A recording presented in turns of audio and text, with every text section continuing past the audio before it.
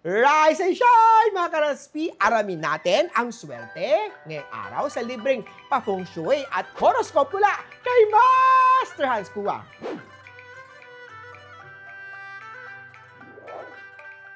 Sa mga pinanganak ng Year of the Rat, mas mapalad kung gagamitin ang pera sa sariling training o skills bagong gamit o pang negosyo. Red Dot 3. Kay Oksa tayo, konting sweet gesture, kahit simpleng text lang, makakapagkilig niya na kay partner.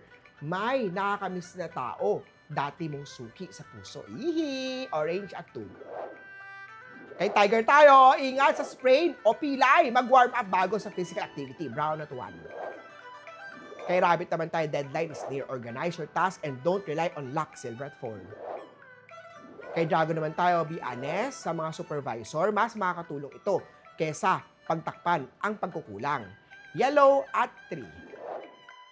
Kay Snake na tayo, stress level rising, use aromatherapy o yung mga sound healing. Pink at 2.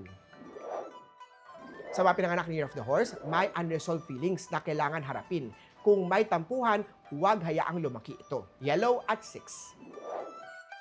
Kay Goat na tayo, swerteng araw para sa mga transaksyon na may kinalaman sa lupa or real estate.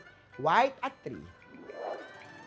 Kay Monkey naman tayo, iwas gastos sa luho, baka maghinayang ka agad bukas. Blue at 2.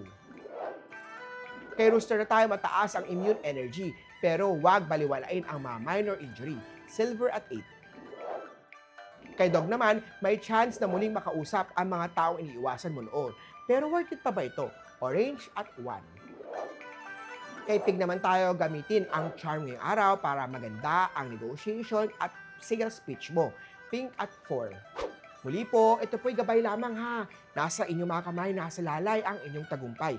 Kaya always think positive at manifest natin ang success. Mga ka-RSP,